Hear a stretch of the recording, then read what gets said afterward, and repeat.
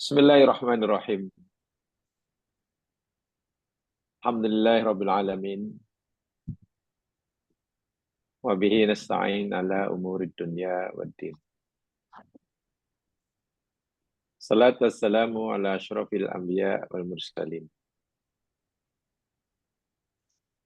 Nabina Rasulina Muhammad wa ala alihi wa ashabihi ajma'in. Rabbi shrah li sadri wa yassir li amri wahlul 'uqdatam min lisani yafqahu qawli.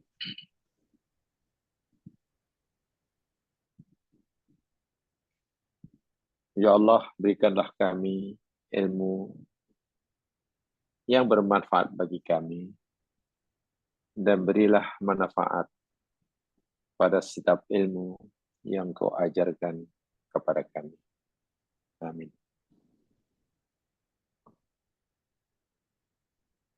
Malam hari ini, insya Allah kita akan teruskan siri kajian kita, walaupun dengan tajuk yang lain, tetapi masih erat hubungannya dengan kajian kita selama ini, yakni berkaitan dengan kematian. Bak kata Ali bin Abi Thalib, ada sesuatu yang pasti, tetapi ramai manusia yang tidak mengambil berat akannya. Sesuatu itu adalah kematian. Kematian sesuatu yang pasti berlaku. Tapi ramai orang yang tidak mengambil berat padanya. Tak kisah pun. Sementara ada sesuatu yang tak pasti, tapi justru ramai manusia yang mengambil berat. Kehidupan di dunia itu sebenarnya serba tak pasti. Kehidupan di dunia ini sesuatu yang tak pasti. Senang, susah, sakit, sehat, bahagia, tidak pasti. Silih berganti setiap masa, setiap saatnya. Tapi anehnya, justru ramai manusia yang amat-amat mengambil berat terhadap benda yang tak pasti ini. Sementara perkara yang pasti, jadi kematian, ramai pula orang yang tak kisah. Kata Ali. Mudah-mudahan kita tidak termasuk orang yang ramai itu. Yang tak kisah tentang sesuatu yang pasti akan berlaku menimpa kita. Yakni kematian. Tajuk yang kita akan kaji bersama ini yakni tentang tahapan kehidupan selepas kematian. Atau marahilul hayat ba'dal maut dalam bahasa Arabnya. Tahapan-tahapan, tingkatan-tingkatan, peringkat demi peringkat yang pasti akan dilalui oleh kita selepas kita mati. Jadi pembicaraan kita bermula daripada kematian, bukan bermula daripada sebelum kita ada. Para pendengar yang dirahmati Allah sekalian, seperti mana kita maklum bahwa salah satu daripada rukun iman yang wajib umat Islam meyakininya dengan seyakin-yakinnya dan tidak boleh ada keraguan walaupun sedikit, yakni beriman kepada adanya hari akhirat. Bermakna meyakini seyakin-yakinnya iman dengan sebenar-benarnya akan adanya kehidupan selepas kehidupan yang sekarang ini. Setiap hamba Allah Subhanahu wa taala wajib mempercayai. Tidak boleh ada keraguan sikit pun akan adanya kehidupan selepas kematian. Tidak dinafi memang macam-macam keyakinan dan pandangan yang muncul di kalangan manusia, di pelbagai budaya, pelbagai agama, pelbagai keyakinan, pelbagai filosofi,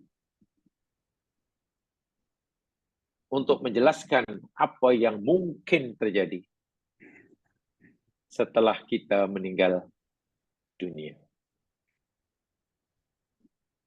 Dalam Islam, tahapan kehidupan atau marahilul hayat ba'dal maut, tahapan-tahapan kehidupan selepas kematian, ia diberitahukan oleh kepada kita sebagai pemberi peringatan. Itu pertama.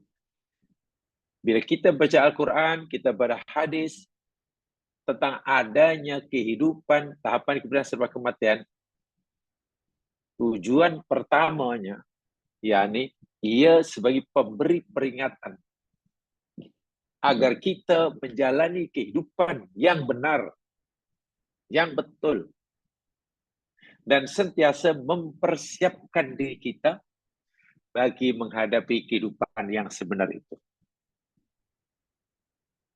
Kerana akan seperti apa kehidupan kita nanti, itu bergantung, ditentukan oleh bagaimana cara kita menjalani kehidupan sekarang dan di sini. Bila cara dan jalan kehidupan yang kita jalani di sini dan sekarang ini baik, betul, sebagaimana Allah arahkan, maka kehidupan yang di sana pun akan bahagia. Tetapi jika cara jalan kehidupan yang kita pilih di dunia ini cara yang salah, tak betul, bengkok, tidak lurus, maka akibatnya kehidupan kita di sana nanti pun akan susah. Dengan ayat yang mudah, sekarang ini, di sini ini, mulai pada pagi hingga petang, hingga pagi lagi, semua gerak-gerik kita ini, ucapan kita, perbuatan kita, setiap saat yang hidup ini hakikatnya yakni kita sedang menempah tempat. Kita sedang menempah keadaan. Nanti. Bila kita ingin bahagia di sana, maka hendaklah sekarang ini dan di sinilah kita buat tempahan tersebut. Orang yang di sana celaka, ya karena memang di dunia dahulu dia membuat tempahan celaka. Mereka yang di akhirat nanti bahagia, senang, ya karena semasa hidup ini dia menempah kebahagiaan di sana. Jadi jangan kita fikir hidup di dunia sebagai tujuan, bukan. Allah beri peluang pada kita untuk hidup di dunia ini. Allah beri macam-macam pada kita, segala-gala keperluan Allah sediakan. Ini bukan tujuan. Ia hanya alat. Ia hanya wasilah untuk mencapai tujuan di sana. Jika kehidupan, waktu, umur, kesehatan, dan semua rezeki Allah berikan, kita salah gunakan, maka akibatnya nanti adalah buruk.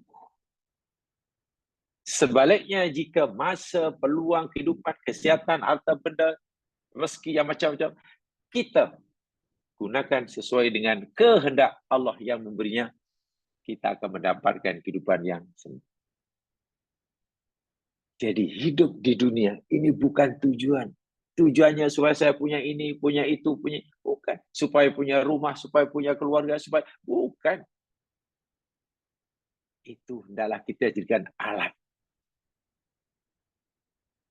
Memang alangkah bertuahnya bila seseorang telah merasakan kebahagiaan, ketenangan di dunia, dan keterangan di dunia ini dia capai, dia perolehi dengan cara yang membolehkan dia nanti mendapatkan bagian juga di akhirat. Oh, itu yang paling bahagia. Di dunia hasanah, wa fil akhirati hasanah. Tapi sebaliknya, jika dia ingin bahagia, senang di dunia, tapi cara untuk mendapatkannya menyebabkan ia kehilangan Allah, peluang kebahagiaan di akhirat, itu orang yang paling merugi. Dan yang paling rugi, dahlah di dunia sengsara, di dunia tidak bahagia, di dunia penuh dengan ketakutan dan kecemasan yang tak tentu pasal, di akhirat pula celaka. Wah, ya dubillah. Tumadzubillah. Sebab itulah jemaah sekalian, karena kematian itu suatu yang pasti, yang tidak mungkin kita dapat mengelakkannya. Nabi ingatkan kita dalam hadis Turmuzi daripada Abi Hurairah, aktiru dzikra hadimal ladzat, perbanyakkanlah oleh kamu, banyak-banyaklah ingat oleh kamu, mengingati oleh kamu akan pembinasa, pemusnah kelezatan hidup. Kita senang, kita bahagiakan nasihat. Ingat, ada sesuatu yang boleh melenyapkan kebahagiaan kita kerana kesihatan. Kita gembira kerana rezeki yang melimpah-limpah. Ingatlah, ada sesuatu yang akan menghancurkan, menghentikan kesenangan kita dengan kemewahan harta benda. Apa itu? Hadimal ladat al-maut, kata Nabi. Mati ini boleh menghancurkan, menghilangkan segala-gala kenikmatan apapun jenisnya di dunia. Gembira, tertawa karena gembira boleh berhenti bila mati. Senang, lenang di dunia karena segala sesuatunya dapat dicapainya, lenyap seketika dengan kematian. Kematian itu pemutus, penghapus segala kelezatan dan nikmat. Bermakna mengingati kematian adalah sesuatu yang subhanallah sangat mustahab. Si Rasul SAW memberi peringatan kepada kita yang masih hidup, bukan pada yang sudah meninggal. Ingatan Nabi pada yang masih hidup dalam hadis Bukhari daripada Abdullah bin Umar, waktu Nabi sambil memegang kedua bahu Abdullah bin Umar. Nabi memberi nasihat pada Abdullah bin Umar sambil memegang kedua bahu Ibnu Umar. Sabda Nabi apa? Kun fid dunya ka'annaka gharibun. Wahai Ibnu Umar, wahai Abdullah bin Umar, jadilah kamu di dunia. Jadikanlah dirimu di dunia. Yakinkan dirimu semasa kamu hidup di dunia, ka'annaka gharibun. Seakan-akan engkau ini orang asing. Gharib, pendatang. Au abirus sabil, atau jadikan dirimu, yakinkan dirimu pada dunia ini kamu hanya transit. Masya Allah. Transit. Seberang jalan. Maknanya kamu dicipta oleh Allah, wahai Ibnu Umar, bukan untuk dunia. Bukan. Kamu dicipta Allah bukan sebagai warga negara dunia. Bukan. Kamu pendatang. Negara asal kamu, tempat sebenar kamu bukan dunia. Sebab kamu hanya pendatang, orang asing, pelawat. Ya, macam turis lah. Kamu hanya turis saja. Atau kamu hanya transit dalam perjalanan kamu menuju destinasi yang sebenar. Sebelum kamu sampai ke destinasi kamu yang benar, kamu oleh Allah karena ditransitkan. Dunia adalah tempat kita transit. Bukan tempat negeri matlamat kita. Lalu Ibnu Umar menambah sabda Nabi tadi. Idza amsaita fala tantadiris sabah. Jika kamu berada pada waktu petang, janganlah kamu menunggu waktu pagi. Maknanya manfaatkan betul-betul lah waktu petang itu untuk menambahkan persediaan, bekalan yang kita nak bawa untuk melanjutkan perjalanan besok pagi. Kan kita hanya transit. Sebab itu semasa transit itu janganlah kita abaikan masa yang ada semasa transit itu, gunakan sebaik-baiknya untuk menambah bekalan yang kita akan bawa meneruskan perjalanan besok pagi. Wa idza asbahta fala tantadiril masa. Dan bila kamu berada pada waktu pagi, jangan tunggu waktu petang. Karena kamu berada di sini hanya transit pagi hari ini. Ya siap-siaplah petang nanti kamu akan sambung teruskan perjalanan. Jangan leka dan jangan fikir sehingga di negeri transit nak pergi London katalah orang dahulu terbang dulu ke Singapura, di Changi. Oh, nak buat rumah konon, nak buat itu konon, walha hanya transit petang suruh sambung perjalanan. Maksud hadis sangat dalam, sangat keras ya mas sekalian. Kalau saya gunakan bahasa yang agak keras, maksud hadis ini, bila kamu berada waktu petang, kamu masih hidup pada petang, kita Allah hidupkan petang ini, jangan kamu terlalu yakin kamu masih hidup hingga besok pagi. Jangan terlalu yakin. Tapi sebenarnya hendaklah kamu fikir, besok pagi kami dah tak sempat hidup. Maka sementara menunggu waktu besok pagi, yang kita akan mati besok pagi, malam ini aku gunakan untuk menambahkan bekalan. Dan bila kita berada pada waktu pagi, makna hadis inilah, jangan kamu terlalu yakin bahwa kamu akan hidup hingga petang hari. Suatu bila kita hidup pada waktu pagi hari, jangan-jangan petang nanti kita dah tak hidup, maka sepanjang hari daripada pagi petang, kita gunakan untuk menambahkan bekalan. Itu maksudnya. Jadi hidup adalah realistik. Realistik. Kalau ikut Nabi, bila berpagi-pagi jangan buang petang, bila petang jangan buang pagi. Itu bahasa hadis. Kita dikatakan, ya Allah, alah tak apalah, lama lagi, kan saya baru 30 tahun, maknanya saya masih ada 60 tahun lagi. Itu kita kata. Sehingga kita berlengah-lengah.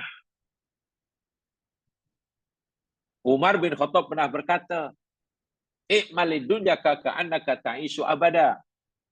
Beramallah kamu untuk dunia kamu seakan-akan hidup selama-lamanya. Wa'mal li akhiratika ka'annaka tamutu ghadan. Dan beramallah untuk akhirat kamu seakan-akan kamu mati besok pagi. Itu kata Umar ya. Itu bukan hadis Nabi. Walaupun udah sering kata qala Rasulullah, bukan. Itu bukan qala Rasulullah. Riwayat yang betul, yakni qala Umar, itu ucapan Umar. Jadi jangan sandarkan pada Nabi. Itu maksud hidup realistik. Dan orang yang sudah bersedia untuk, katalah, orang yang berpagi-pagi bersedia untuk mati petang harinya, belum tentu mati. Belum tentu mati walaupun sudah bersedia untuk mati. Orang yang malam harinya masa sembahyang Isya, dia yakin inilah sembahyang Isya yang terakhir yang aku lakukan. Sehingga orang akan bersungguh-sungguh melakukan sembahyang Isya itu. Karena dia yakin ini sembahyang Isya terakhir. Esok tidak ada lagi peluang untuk aku sembahyang Isya. Kalaupun orang itu berpikir begitu, tak semestinya dia belum tentu besok pagi mati. Mungkin masih panjang lagi. Tapi jika ia mati besok paginya, ia sudah bersedia semenjak petang harinya. Beruntung dia. Bila meninggal pada petang harinya, dia sudah bersedia hingga daripada paginya lagi. Beruntung. Tapi coba ke orang yang dia fikir, alah sembahyang ini, misalnya alah masih banyak lagi Isya, minggu depan ada Isya, tahun depan ada lagi. Ini karena kita hidup ini tidak realistik. Nabi suruh realistik lah. Jangan kamu terlalu yakin bila kamu hidup pagi hari hingga petang hari. Itu salah satu rahsianya kenapa Nabi perintahkan umat Islam khasnya yang nak pergi haji hendaklah meninggalkan wasiat. Ini sunnah Nabi yang kadang-kadang diabaikan. Sunnah Nabi. Tapi bila buat wasiat, orang yang nak pergi haji hendaklah meninggalkan wasiat. Kerana wasiat itu biasanya dikaitkan dengan kematian. Kenapa? Ya, bila orang pergi haji, pergi ke Baitullah, janganlah terlalu yakin bahwa dia boleh balik. Maknanya boleh jadi akan menunggu ajan di sana. Sebab itu Nabi kata, tinggalkan wasiat. Adapun jika sekiranya Allah belum izinkan dia mati dan balik kampung halamannya, alhamdulillah tidak mengapa. Allah belum izinkan. Dan wasiat tadi boleh ditarik balik kalau dia mau. Wasiat boleh dibatalkan oleh orang yang memberi wasiat tadi. Kan wasiat itu berlaku selepas orang itu meninggal.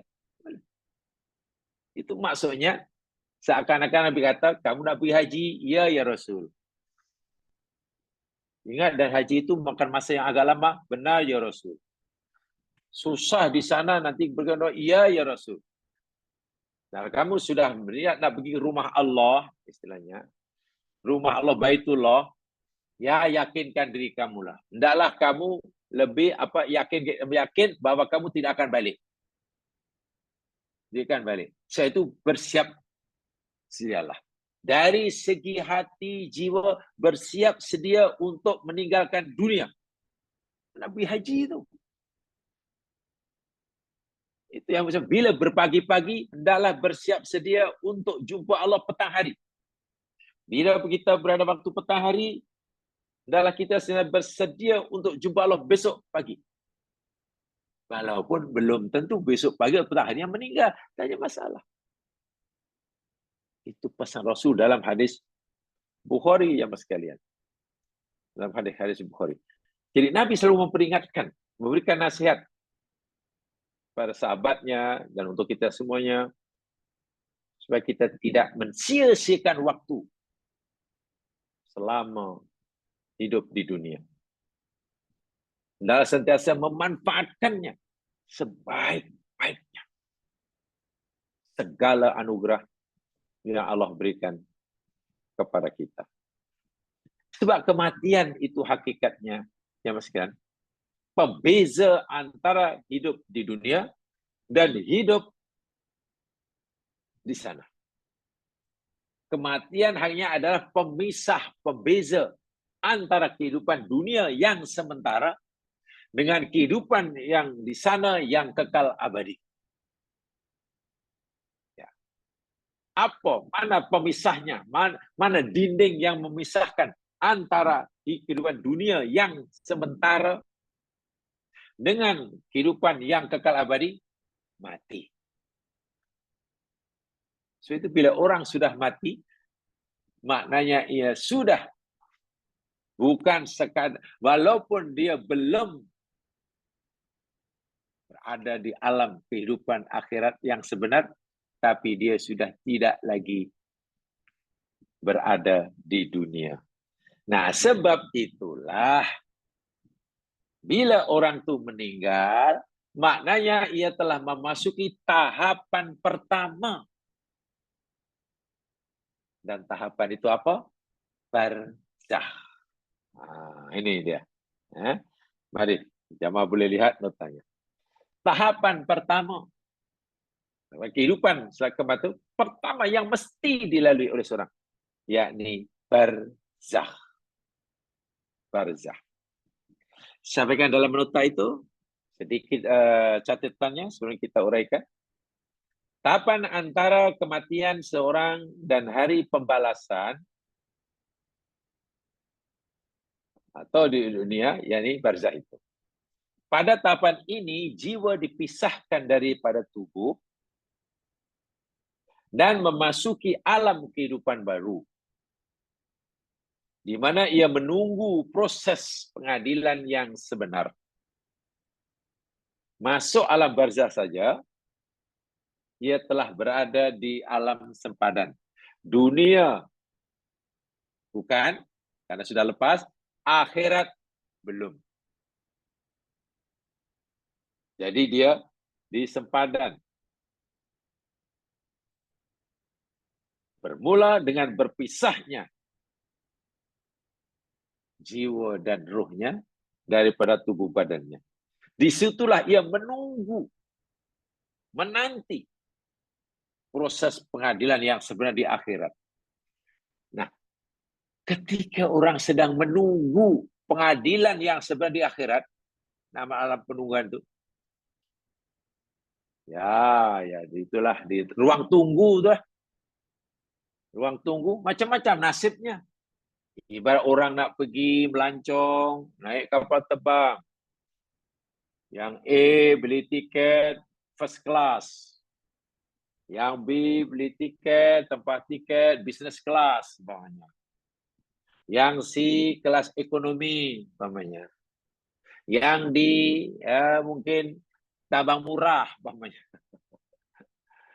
Semasa menunggu panggilan untuk boarding, untuk berlepas, kan dia menunggu di ruang tunggu, di lounge dia, berbeza-beza. Kalau mereka tiketnya itu first class, business class, ya Masya Allah. Duduk di ruang tunggu, di lounge dia mewah, boleh makan ambil sendiri, minum ambil sendiri, macam-macam. Bilik aircon buka menu, tempat duduknya semuanya lembut, empuk belaka. Macam-macam fasiliti di situ. Maklumlah tiketnya first class. Tapi kalau tambang murah, menunggu mungkin kena bawa tiko sendiri. Mungkin. Tiko sendiri. Masih lumayan. Macam mana kalau orang katalah nak dihantar ke kampung halaman karena orang itu tidak dikehendaki. Dihalau keluar. Karena mereka jenayah. Jangankan makanan, minuman pun tak bagi. Alam barzakh demikian juga. Ada kalau di alam barzakh itu berdapat layanan yang Masya Allah. Maklum calon ahli surga. Belum pun masuk surga, belum pun proses yang dilalui, ia sudah dilayan seperti mana layaknya ahli surga. Begitu sebaliknya, jika ia calon ahli neraka, di alam barzakh sudah merasakan mengalami bahang-bahangnya api neraka. Menurut kepercayaan Islam, jiwa orang yang soleh akan dihibur dan merasakan surga. Sedangkan jiwa orang fasik akan menderita dan merasakan neraka. Masya Allah. Mana dalil adanya alam barzakh? Fasa yang perlu, yang mesti kita lalui. Tidak ada sesiapa yang tak melaluinya. Mau orang soleh ke, orang kafir ke, Fir'aun laknatullah ke, Nabi Musa alaihissalam ke, Nabi Ibrahim Khalilullah ke, Namrus laknatullah alaih ke, Nabi Muhammad SAW, Abu Jahal, Abu Lahab laknatullah ke, semuanya mesti melalui alam barzakh. Begitu nyawa keluar, begitu jiwa keluar, jasadnya ditinggalkan balik jadi tanah, semuanya masuk ke alam barzakh. Surah Al-Mu'minun ayat 99 dan 100, Allah berfirman, A'udzu billahi minasy syaithanir rajim. Hatta idza jaa ahadahumul mautu qala rabbirji'un. Sehingga apabila telah datang kepada mereka oleh kematian, berkatalah seorang mereka, ini merujuk pada orang kafir ya. Sehingga apabila telah datang pada mereka orang kafir kematian, berkatalah dia, wahai Tuhanku, irji'uni, kembalikanlah aku. Kembalikanlah aku. Merayu-rayu akan, janganlah terus diterbangkan. Tolonglah aku, tak payahlah masuk naik kapal terbang yang tak take off itu. Izinkan aku tidak naik kapal terbang yang ini. Naik kapal terbang yang berikutnya lah. Tunggu sehari dua pun tak apa. Irji'un. Kenapa tidak mau terbang saat itu? Wah, tiket yang diberinya sudah ada itu. Nomor penerbangan. Sekali terbang dia tak nak. Ajar sudah terbang. Tiba pula tak nak. Ajar tiba tak nak pergi. Alasannya apa? La'alli a'malu sholihan fi ma taraktu. Ya, supaya aku boleh beramal soleh. Amal soleh mana yang aku telah tinggalkan. Masa aku hidup, ya Allah, berpuluh tahun, perintahmu aku tak lakukan, laranganmu aku tak tinggalkan. Sebab itu tolonglah kembalikan aku ke dunia. Aku berjanji nak buat apa yang kau suruh, nak tinggal apa yang kau tegah. Itu rayuan dia. Jawaban Allah tegas. Kala. Oh, tak. Tak boleh sama sekali. Innaha kalimatun wa qailuha. Itulah ucapan yang dia akan terus mengucapkannya. Mereka akan terus merayunya. Rabbirji'u. Itu aja wirid dan zikirnya. Itulah ratibnya ketika kematian tidak menjemputnya. Dia hanya meratib Rabbirji'u. Tapi Allah kata kala. Wa min waraihim barzakhun ila yaumi yub'atsun. Sedangkan di belakangnya, maknanya belakang dunia, yakni depan dia waktu itulah, barzakh, sempadan. Barzakh mana sempadan. Sesuatu yang menjadi pemisah. Di situ, di barzakh, bukan kekal, tapi ila yaumi yub'atsun. Hingga hari mereka dibangkitkan. Hingga hari mereka dibangkitkan. Jemaah sekalian, jadi berdasarkan ayat ini, bahwa alamul barzakh, alam barzakh, dunia halus, alam barzakh yakni alam dunia halus lah. Halus. Ma baina wat'il insani ila fi qabrihi ila yaumil qiyamah. Ila qiyamis sa'ah. Alam di mana manusia berada ketika manusia diletakkan selepas mati di tempat itu, berada itu hingga berlakunya kiamat. Ma baina wat'il insan fi qabri ila an taqum as-sa'ah hadza wa barzakh. tempat di mana manusia ditempatkan selepas kematiannya hingga berlaku kiamat, itu barzakh. Bermakna falladzina wudi'u fi kuburihim fi ahdi Adam wa ba'dah. Orang-orang yang mati berada di tempat selepas hidupnya di dunia, bermula pada zaman Nabi Adam hingga hari ini, mereka itu semuanya berada di alam barzakh. Orang pertama meninggal, sekarang masih di alam barzakh. Orang 2 tahun lepas meninggal, sekarang di alam barzakh. Orang yang pagi tadi, tengah hari tadi, sebelum maghrib tadi meninggal, pun berada di alam barzakh. Semuanya. Dan mereka tetap di sana sehingga berlakunya hari kebangkitan. Hakadha min ba'di ma hakadha min. Itulah mereka. Kalau kata besok pagi ada orang meninggal, ia berada di alam barzakh. Alamnya sama. Nama alamnya sama. Mulai pada orang yang meninggal, orang pertama meninggal, hingga orang yang hari ini meninggal, berada di alam yang sama, namanya barzakh, walaupun keadaan mereka berbeza-beza. Apa itu bermakna orang yang meninggal pada zaman Adam terasa lama di alam barzakh, sementara orang yang baru meninggal pagi tadi terasa sekejap? Oh tidak. Sama sekali tidak seperti itu jamaah sekalian. Karena alam barzakh ini sudah alam yang tidak terikat lagi. Ya. Alam barzakh, yakni alam yang tidak lagi terikat dengan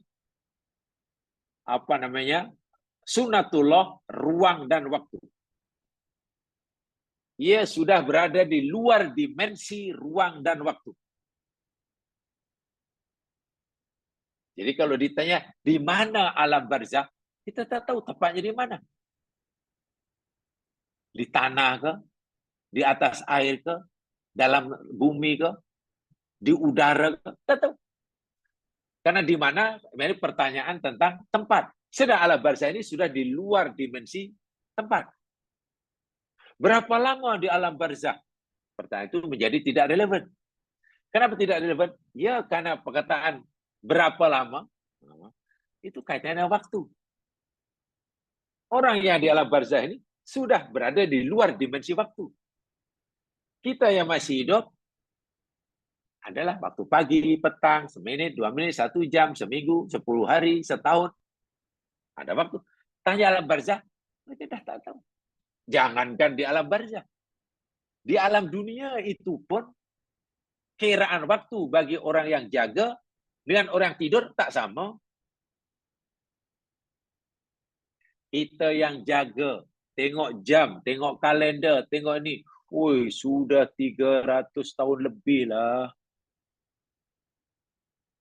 Berlaku masa sudah berjalan 3 abad lebih. Itu bagi yang jaga. Tapi bagi Ashabul Kahfi yang Allah sedang tidurkan, setelah dikejutkan, berapa lama? Tak tahulah, rasa-rasa macam setengah hari lah. Tengok. Cara mengira masa pun bagi orang yang hidup berbeza. Antara yang jaga dengan yang tidur. 3 abad lebih bagi orang yang tidur, dirasa hanya setengah hari. Allahu Akbar. Wah, masih sama-sama hidup di dunia.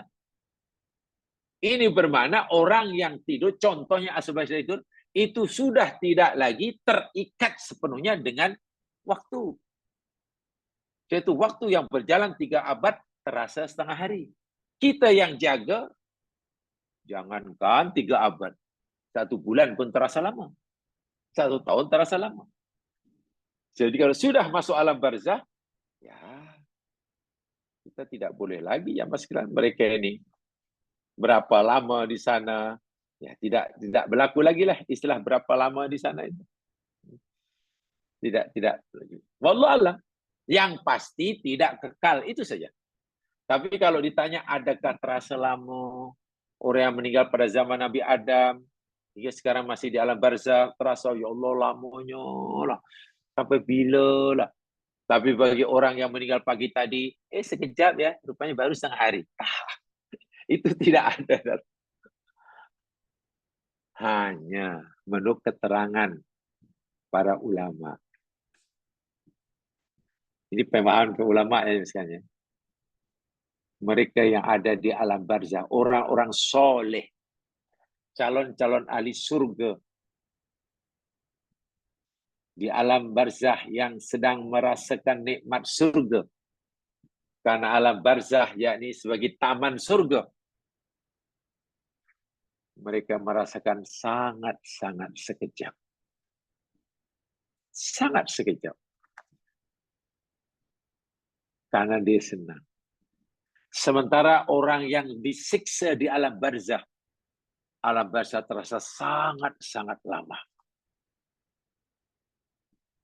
Analoginya mudah. Kalau kita sekadalah sedang ditimpa kesusahan, dalam hidup ditimpa kesusahan, ya Allah, musibah yang melanda kita 1 minggu terasa setahun. Maklum hidup susah. Tapi kalau kita sedang senang, bahagia, jumpa kawan, borak, memang gelak ketawa habislah. Suka luar biasa borak dengan kawan, hati happy sungguh. Borak 3 jam terasa 3 menit. 3 jam terasa 3 menit.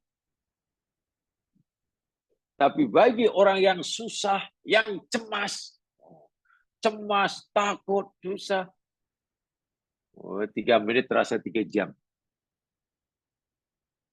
Itu kita di dunia, apalagi di alam barzakh. Jadi kita tidak perlu tanya berapa lama, tak perlu. Kalau ada yang tanya berapa lama di alam barzakh, dan kalau kita perlu jawab, jawablah. Yang pasti tidak kekal. Itu saja jawaban yang betul. Berapa lama di alam barzakh?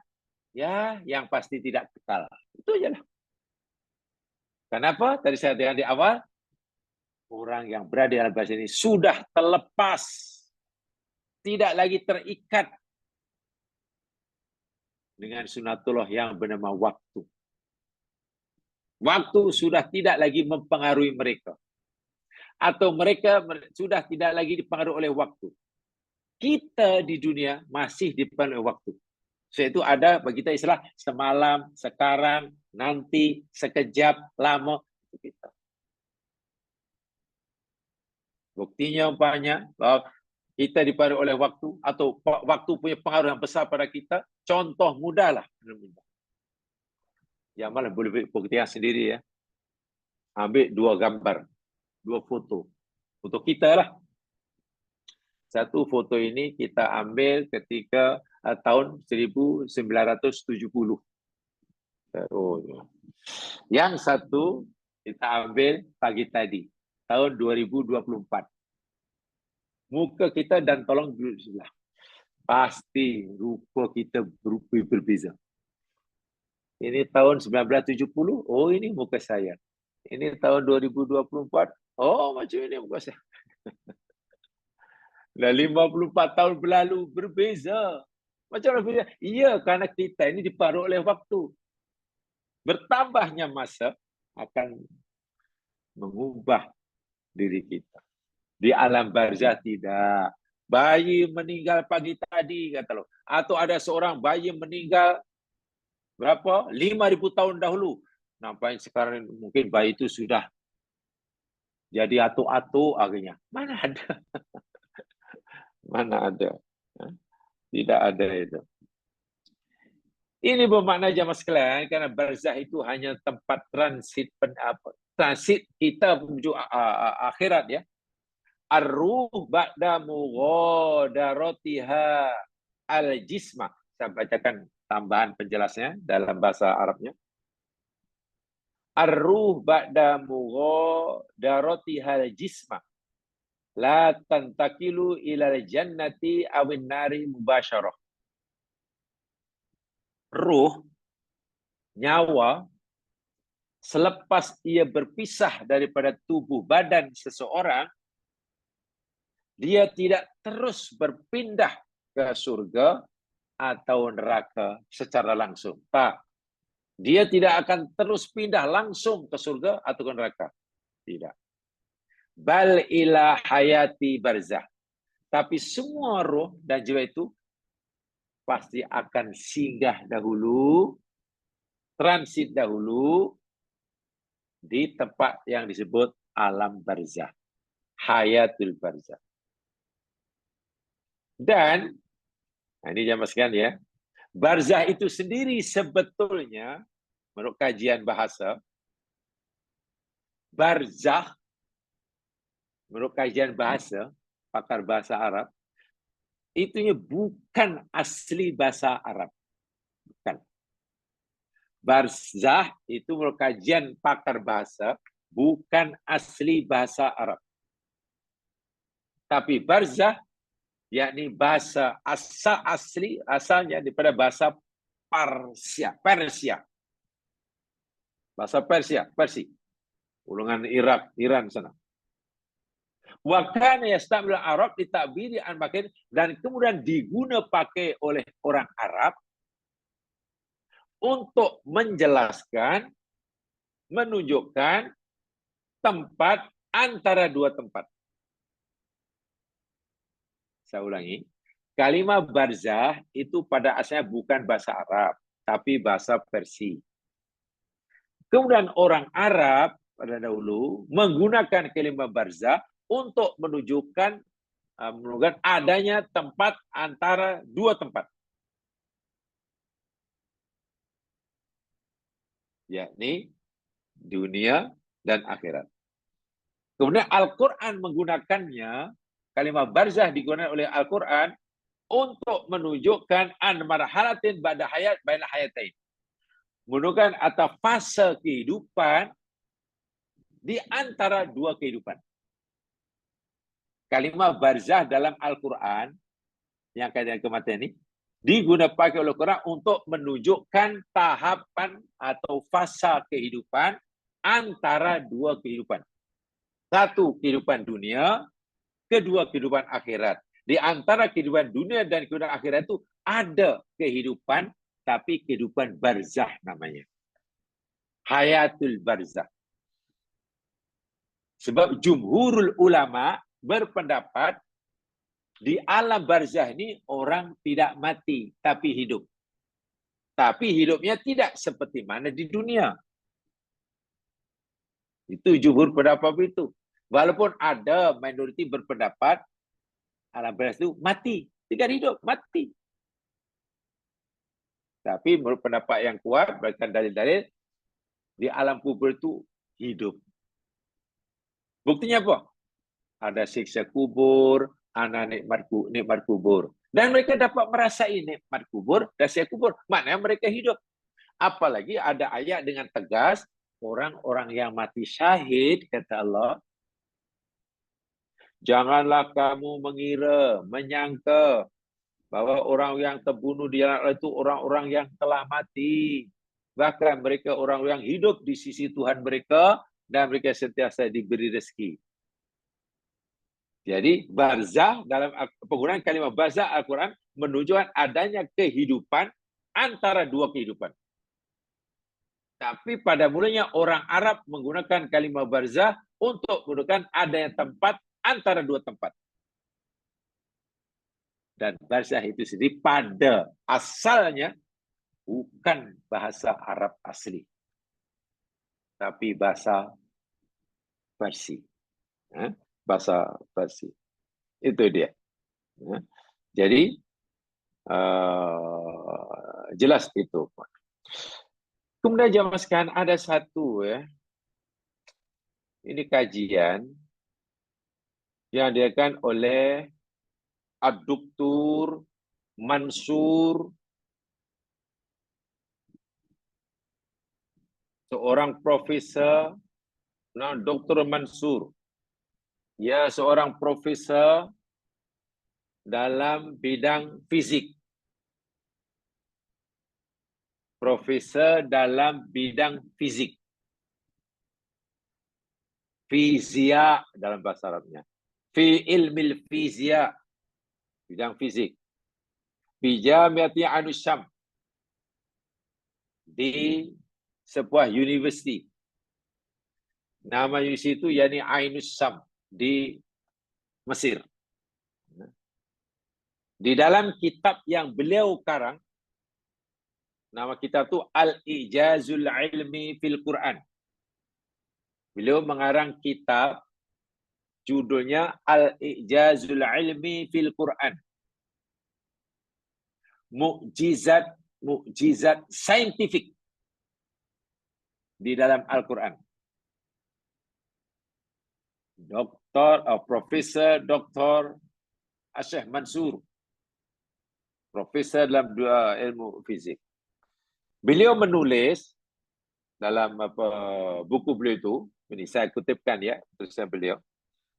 Ar-ruhu tantakilu fi alamil barzakhi bi sur'atin qadaraha ahdu ulama'il muslimin al-mu'asirin bi annaha khamsuna marrah sur'atad dawu.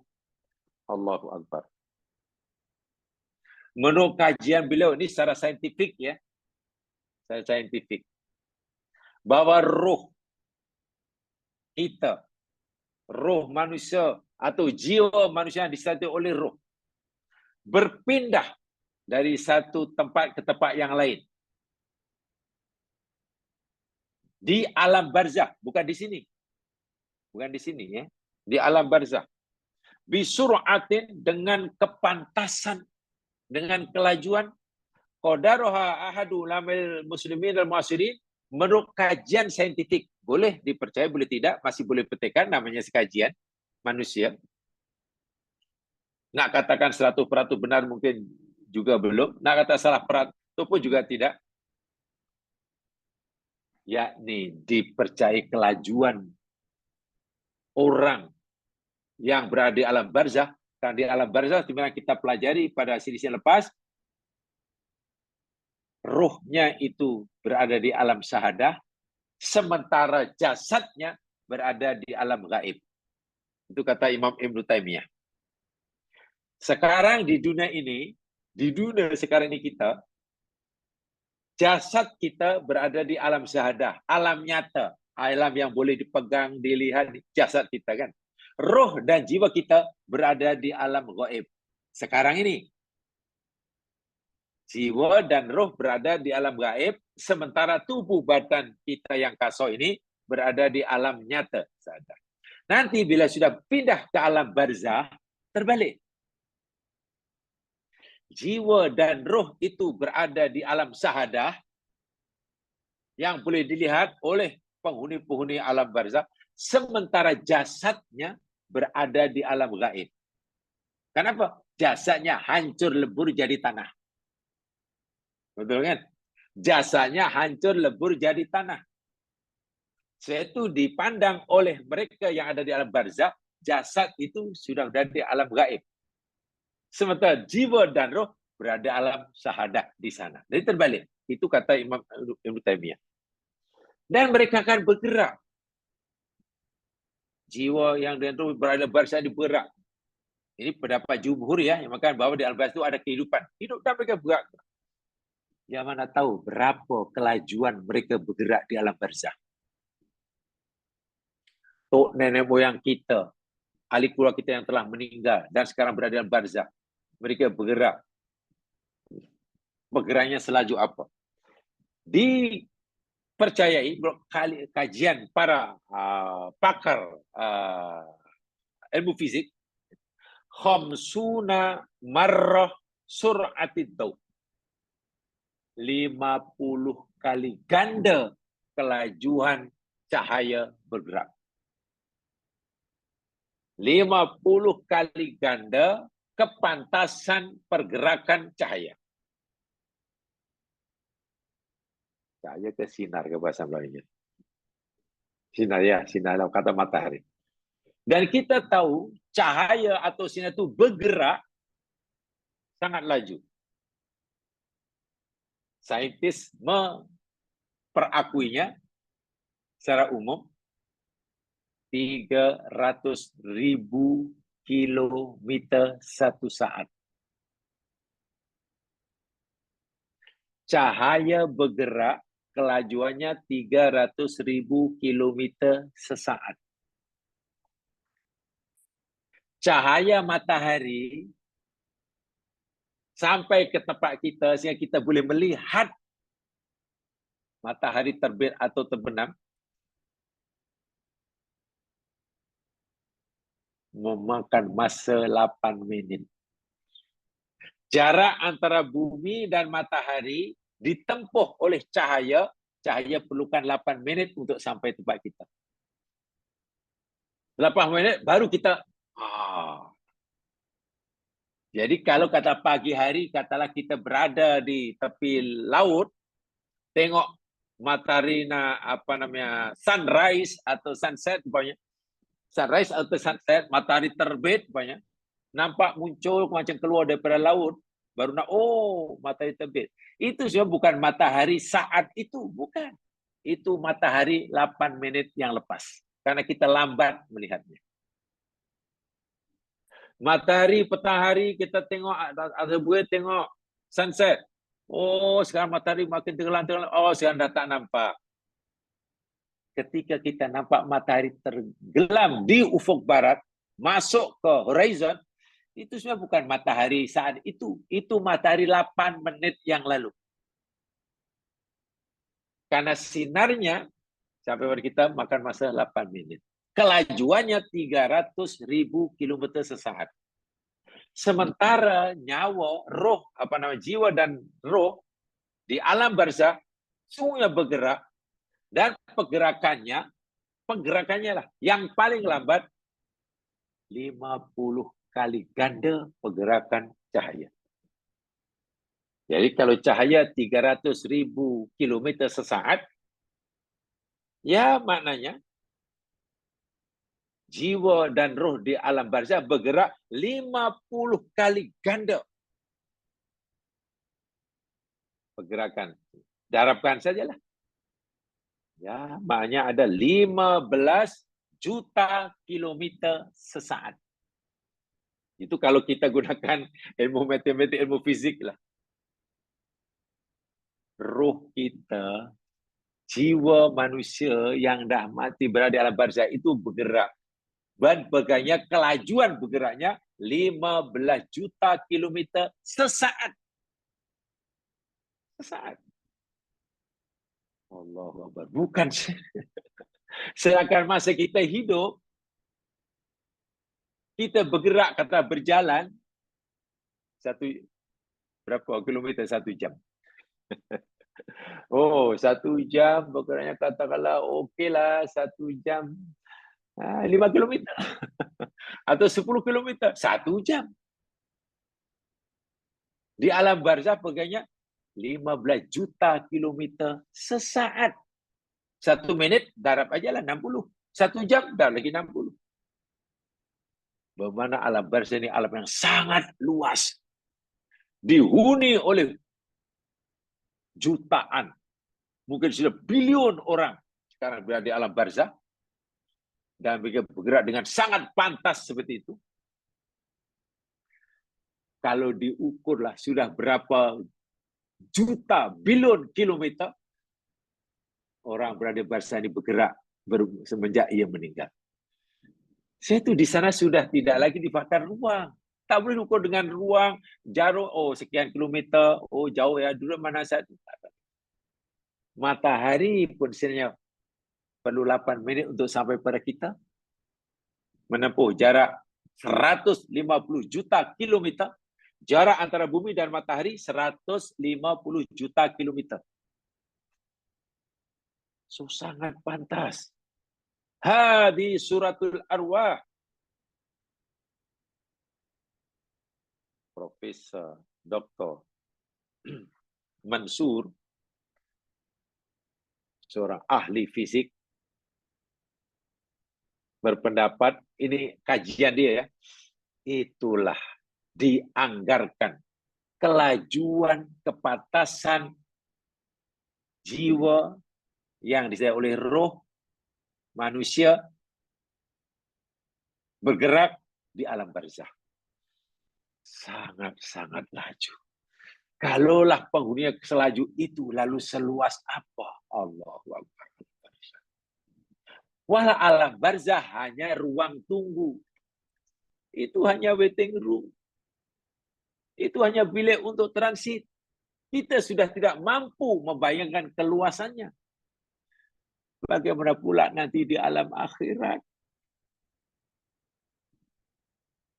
Seluas apa itu surga dan neraka? Surga Allah beritahu, lebarnya selebar 7 lapis langit dan bumi. Itu lebarnya. Panjangnya Allah tak beritahu. Sedangkan kalau kita nak mengukur luas kawasan, kita kena tahu lebar, darah, panjang. Macam rumah. Oh, lebar rumah awak tu standard lah. Sekarang 20 kaki je. Oh, buka 20 kaki, panjang ke belakang 70. Bila kita sudah tahu lebarnya 20, panjang 70, kita senang nak cari keluasan dia. Darab je lah 70, darab 20. Kan? Tapi dalam Quran Allah hanya beritahu kita, surga itu lebarnya saja selebar 7 lapis langit dan bumi. Macam mana nak cari luasnya? Memang tak terbayang ya meski. Ilmu akan manusia tak mampu membayangkan yang dia nak membayangkan kelebar luasnya alam barzah pun tak mampu. Kalaulah kajian saintifik ini diterima. Sebab yang saya katakan ini pendapat hasil kajian pakar fizik daripada Universiti Ain Syam di Mesir. Namanya Profesor Dr. Mansur. Profesor Mansur. Dan semua nanti kita akan masuk sana. Tidak ada yang tidak. Tidak ada yang tidak. Yang paling kritikal, yang perlu kita pahami tentang kehidupan alam barzah. Saya ingin sampaikan hadis Nabi. Bersumber daripada Hani. Hani ini yakni hamba abdi kepada Uthman bin Affan radhiyallahu anhu. Dan hadis ini sahih. Riwayat Imam At-Tirmizi dan juga riwayat Ibnu Majah. Hani, hamba abdi Utsman telah berkata, Kana Utsman bin Affan radhiyallahu an, adalah Utsman bin Affan radhiyallahu an, idza waqafa ala qabrin baka. Apabila ia pergi ziarah kubur dan mendoakan orang yang mati di atas kubur, Utsman bin Affan menangis sejadi-jadinya. Bukan nangis sikit-sikit, memang nangis. Tahu hatta yabla lihyatuh, sehingga janggutnya basah dengan linangan air mata. Fayuqalu lahu, lalu sahabat yang menyertai Utsman bin Affan, waktu beliau jadi khalifah, melihat khalifah menangis sejadi-jadinya di ketika ziarah kubur ini, dia tanya, qad tadhkurul jannah wan nar fala tabki wa tabki min hadha. Wahai Khalifah Utsman bin Affan, engkau sering menceritakan kepada kami, engkau sering mengingati akan surga dan neraka, tapi engkau tak nangis pun. Masa engkau cerita tentang surga kepada kami, engkau tak nangis. Masa engkau cerita tentang neraka kepada kami, dasar neraka, engkau tak nangis. Wa tabki min hadha. Tapi di sini, di atas kubur, berdoakan si mati, engkau malah menangis. Apa hanya? Apa hanya? Ziarah kubur menangis sejadi-jadinya. Masa cerita tentang neraka tak nangis pun. Pasal apa? Apa jawab Utsman? Inna Rasulullah sallallahu alaihi wasallam. Ya, aku menangis setiap kali aku ziarah kubur, berada di kubur ini karena aku pernah mendengar Rasulullah sallallahu alaihi wasallam bersabda, Innal qabra awwalu manazilil akhirah. Sesungguhnya alam kubur, mana barzah adalah alam barzah, itu adalah stesen yang pertama daripada stesen yang ada di akhirat. Bila orang mati, sebelum sampai ke syurga bagi orang mukmin atau sebelum sampai ke neraka bagi ahli neraka, ia mesti melalui checkpoint yang pertama. Stesen yang pertama. Dan checkpoint yang pertama mesti dilalui itu pas sampai itu yakni alam barzah. Fa in naja minhu fama ba'dahu aisar.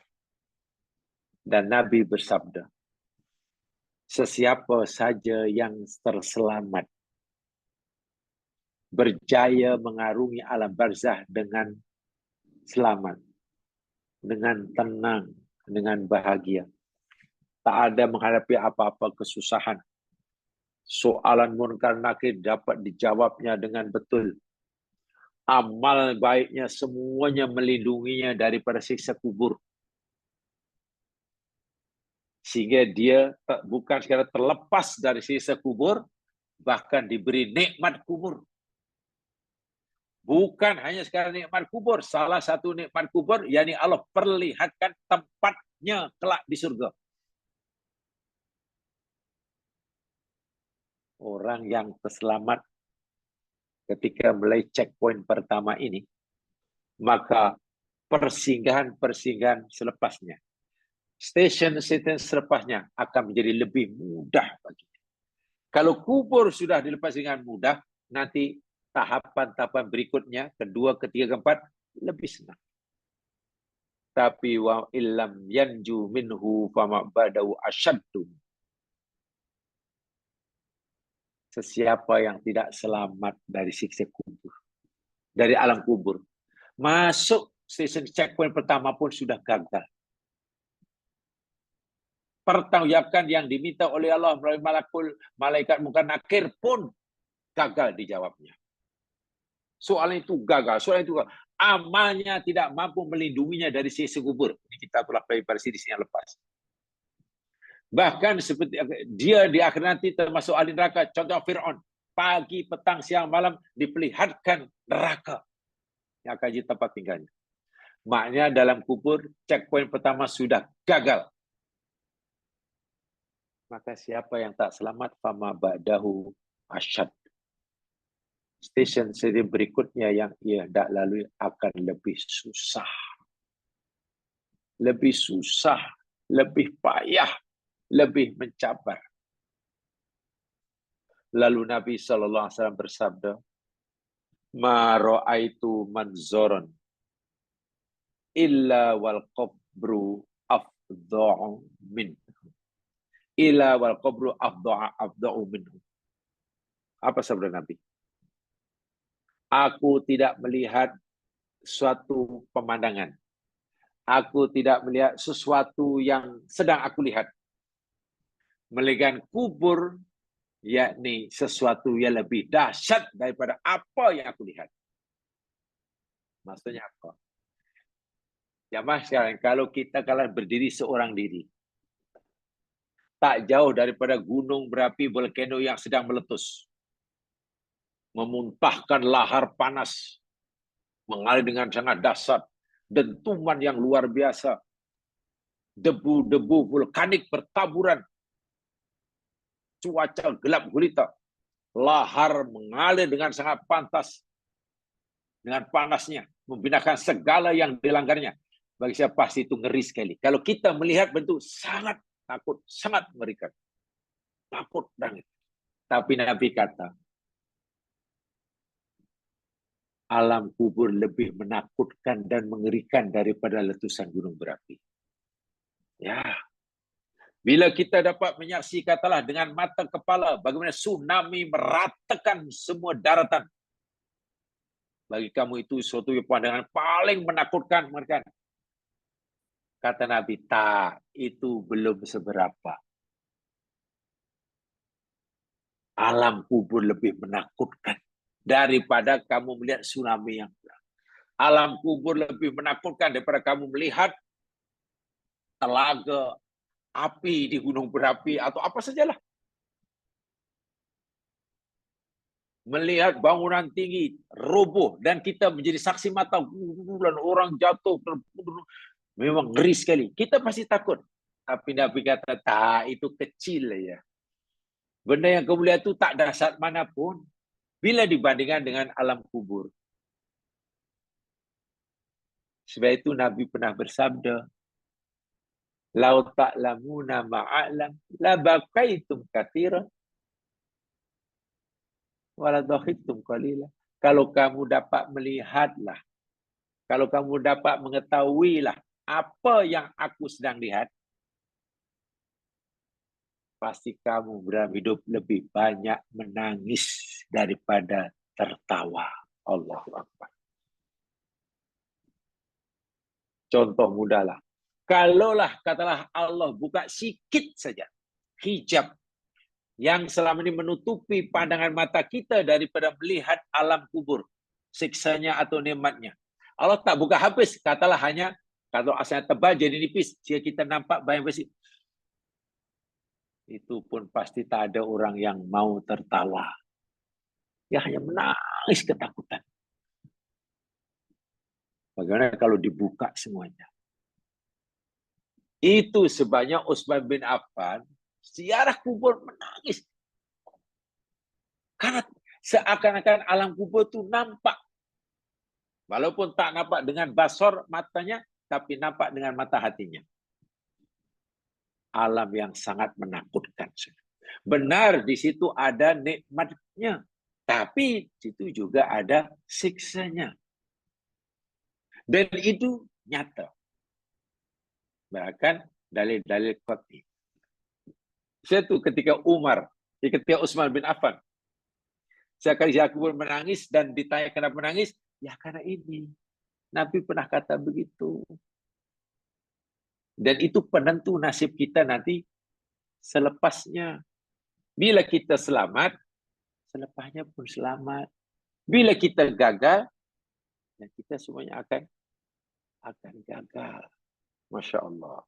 Ama innakum law akhtartum dzikra hadhil ladat la saghalakum amma ara. Sebab itulah kalaulah kamu ini banyak mengingati kematian, banyak mengingati alam kubur, niscaya kamu akan lebih menyibukkan diri kamu untuk mencari bekalan. Dalam bahasa Nabi yang lain, pasti kamu akan lebih banyak menangis daripada tertawa. Maksudnya bukan menangis secara harfiah ya, sehingga hidup hanya menangis saja, tak boleh kita bukan begitu maksudnya. Maknanya nak tertawa pun tak sempat. Macam nak sempat?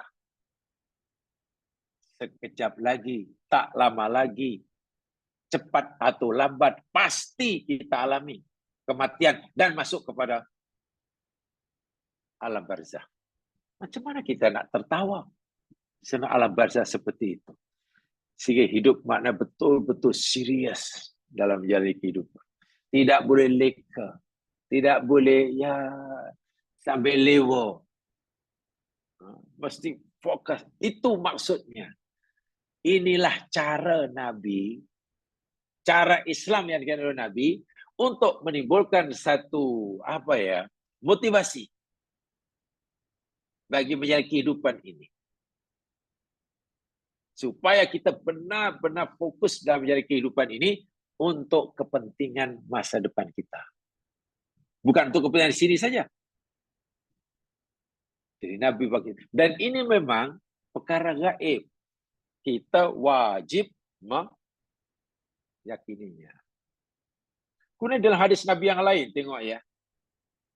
Tapi Nabi gunakan kalimah lau lah, ya makan ya. Ini hadis Muslim ini.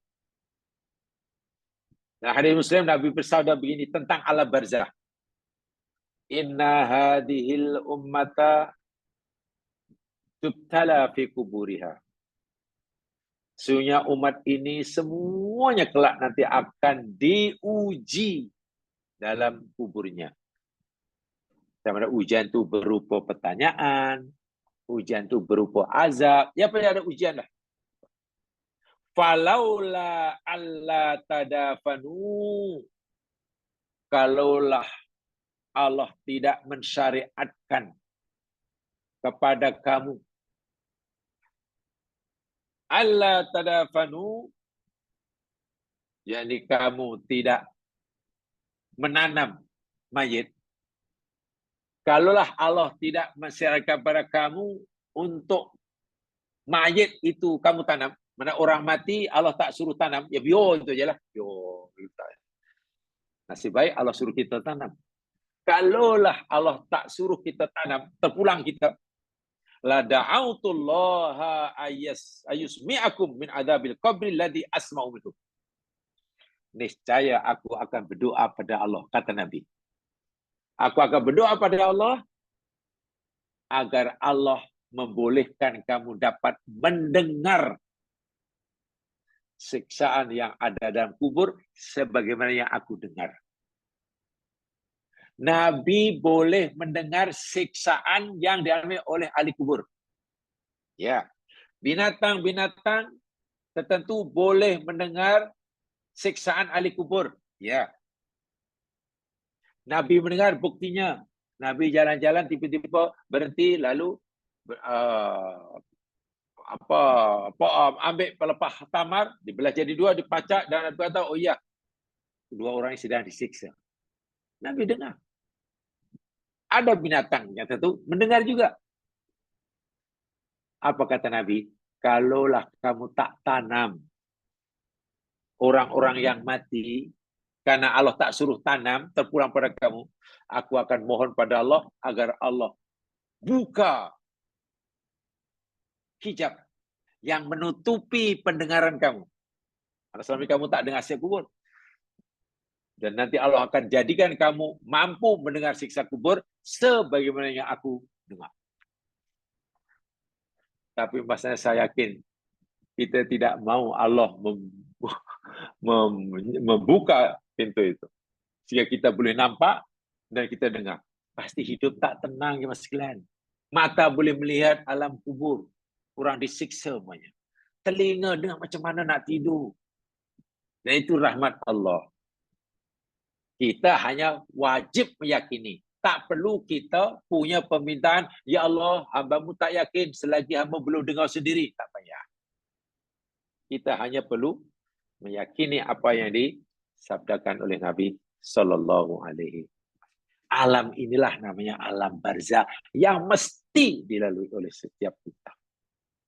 Hanya tadi lebih banyak cerita tentang azabnya, ada nikmatnya. Orang mati syahid, Masya Allah, ingin segeralah. Orang yang soleh permintaannya ketika alam kubur, ingin segera kiamat itu kalau boleh disegerakan. Jangan lama-lama. Karena tak sabar-sabar nak pergi, nak dibangkitkan, nak mengalami hisab yang serunya. Nak meneruskan perjalanan tak sabar-sabar. Ya, sementara orang ahli neraka itu hanya menjadi-jadi kalau boleh ingin balik ke dunia, tapi mustahil. Ratibnya hanya Rabbirji'un, Rabbirji'un, itu aja ratib dia. Tapi sia-sia. Ini yang kata Ali tadi, saya kata di awal tadi. Saat Ali ucapan Ali, aku heran. Kenapa ada benda yang hak, yang benar, yang pasti, tapi ramai manusia tidak mengindahkannya. Dan itulah kematian. Jadi haknya ingat akan mati, ingat akan fasa kehidupan yang kita itu akan membuat kita menjadi orang yang cemerlang dalam hidup. Tak cemerlang macam mana? Karena kita akan pastikan setiap yang keluar daripada mulut, pahala. Setiap yang kita lakukan, berpahala. Setiap yang kita dengar, berpahala. Setiap masa yang kita gunakan, berpahala. Jadi orang cemerlang. Dan kita tidak akan melakukan perbuatan yang sia-sia, apatah lagi perbuatan yang boleh mendatangkan bebanan, dosa. Sehingga hidup kita menjadi bermutu, berkualiti, walaupun mungkin umur yang Allah berikan pada umat Muhammad tidaklah panjang, hanya antara 60 dan 70. Tetapi walaupun 60 hingga 70 sangat berkualiti. Dan jauh lebih tinggi kualitinya daripada umat dahulu yang umurnya ratusan tahun. Syaratnya dimanfaatkan betul-betul. Sehingga jangan kita malah salah paham, ingat mati mana menjadi tak ada gairah untuk hidup. Oh, itu salah. Justru orang yang mengingati akan kematian, hidupnya pasti akan lebih bersemangat, lebih giat. Karena dia tahu, sekecil apapun kebaikan yang aku lakukan, Allah janjikan ganjaran.